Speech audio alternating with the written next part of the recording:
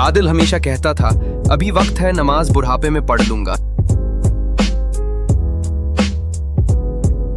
پتہ نہیں کل ملے یا نہ ملے. اگلے دن خبر آئی وہی دوست دنیا میں نہیں رہا.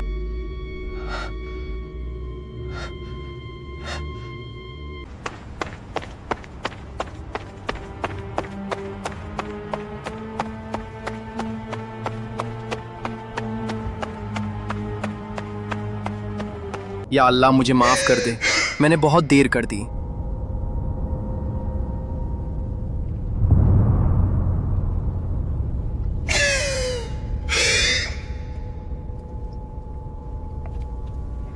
جو نماز آج نہیں پڑھی وہ کل کبھی نہیں آتی. ویڈیو پسند آئی ہو تو لائک اور شیئر کریں اور مزید ایسی ویڈیوز کے لیے سبسکرائب کرنا نہ بھولیں.